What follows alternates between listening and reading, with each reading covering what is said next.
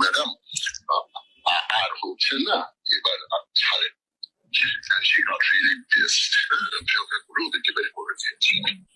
বের করে দিয়ে উনি রাতেই কুমিল্লা ক্যান্টনমেন্টে কল করেছিল that he wants to go over there and stay there till everything comes down. Comilla cantonment rejected. তারপরে পরের দিন সকালে যখন ওরা আসলো, এই army chief, air force, police chief, ওরা এসে বলছে যে ম্যাডাম যে এই you should step down now, আপনার কাছে আর এখন কোনো ইয়ে নেই। দেখলে প্রথমে কি উঠেছে, তোমরা কি করতেছো এখন পর্যন্ত সবকিছু কন্ট্রোলে না কেন? কি হয়েছে? হ্যাঁ, মানে এখনো কেন ইয়ে? তো পুলিশ বলতেছে যে গুলি তো করতেছি, তারপরও তো হইতেছে না। তারপর বলছে কেন? আমার সেকেন্ড টাইম মিটিং এ আসে না, ওই মিটিং রুমটাতে SSF এর ওরা 8-10 জন ছিল, যে ওদের সবাইকে বলেছে যে কিপ ইউর গান রেডি, উল্টাপাল্টা দিকে শুট করতে। দে হ্যাড দেয়ার মানে রিভলভার এন্ড এভরিথিং রেডি, মানে লোডেড। আর এদিক থেকে আর্মি চিফকে ঢুকছে যাদেরকে নিয়ে, যখনই ভদ্রমহিলা উত্তেজিত স্বরে কথা উঠেছে, they just loaded their gun. Oh, so it went to that level? She was in gunpoint. তারপর আর্মি চিফ ভালো করে বুঝিয়ে যখন করতে পারছিল না, তখন গান পয়েন্টই মিস রেহানাকে নিয়ে অন্য ঘরে আর্মি চিফ আর এয়ারফোর্সের চিফ, এরা দুজন ভেতরে নিয়ে গিয়ে তেহাদা থেকে বের হয়ে এসে তারপর জয়কে কল করেছে।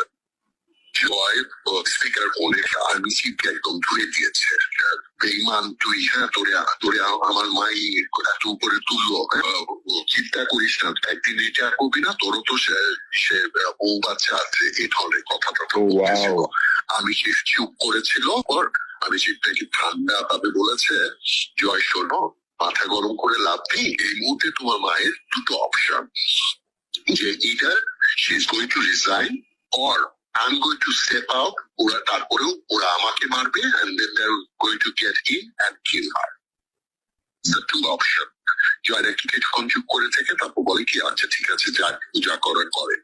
We already took bags full of resignation papers, solid papers, so তারপর they sign all of them. তারপর অলরেডি কিন্তু অনেক দেরি হয়ে গেছে কথা বলতে বলতে, অলরেডি সে ঢাকার চিফ ইয়ে করে লিঙ্ক করে দিয়েছে 2টার সময় আর্মি চিফ দিয়ে দিবে, তাই না? দেরি হয়ে গেছে। হ্যাঁ, তখন রিজাইন করার পরে সে পুলিশ চিফের দিকে তাকিয়ে বলেছে, আমি যাওয়ার 1 মাসের মধ্যে ইয়ে করতে হবে, এই দেশকে 75 সেই আগের বানিয়ে দিতে হবে, এবং আমার আগামী 20-25 বছর যেন এই দেশ দাঁড়াতে না পারে। Well, I can totally see her saying this. She's a psycho. Yeah. She's a psycho. তারপরে চিফেরা বলছে, the best I can do is give her safe message. Either that or she should be dead as well.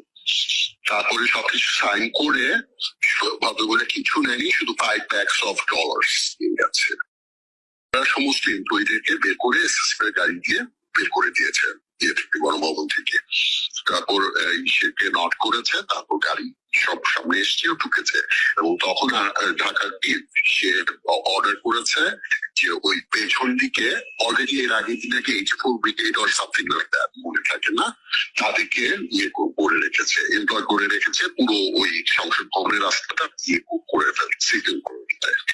আর ওই যে পেছন দিকে ওই সাময়িক আছে না, ওই সব আটকানো ছিল না, ওগুলো সব খুলে দিয়ে গণভবনের গেট খুলে দিয়েছে। সো ওই দিক থেকে মানুষ ডিস্ট্রাক্টেড হয়ে এইদিকে ঢুকছে, আর ওরা এই দিক দিয়ে বের হয়ে চলে যাচ্ছে। সো দে ওয়েন্ট টু তেজগাঁতে আসলো, এর মধ্যে এয়ার চিফ যে কার্গো প্লেনটাকে অলরেডি আগরতলা পাঠিয়ে দিয়েছে। They got into the chopper and went to Ganabhaban. প্রেসিডেন্টের সাথে দেখার পর প্রথম কথা বলছে, তোমাকেও কিন্তু আমি তুলেছি। প্রেসিডেন্ট নাকি বলেছে, ম্যাডাম আমি কি করবো, আমার তো এখানে কিছুই করার নেই। তারপর এভরিথিং, এবং বের হওয়ার আগে নাকি বলেছি আজকের মধ্যে খালেদা জিয়া আর সমস্ত শিবির আর বিএনপি নেতা টেতা সবগুলারে বাই করবি। সে বের হয়ে এসছে। দেন সে কিন্তু ওখান থেকে তেজগাঁয়ে আসছে, চলে গেছে। She wanted সে এসএসএফ তার জন্য তো RBC বলছে ম্যাডাম সিটি তো আছে এখানে যে সে 8টা, হ্যাঁ দুজন আমাদের থেকে দুজন, আর আপনি চারজনকে নিয়ে গেছে বড় খবর। With all this time, even before she left, তার মধ্যে এতটুকু রিমোর্স ছিল না, এতটুকু মানে she wasn't as the same arrogant, মানে full of vengeance. She went there either to kill her or get her out.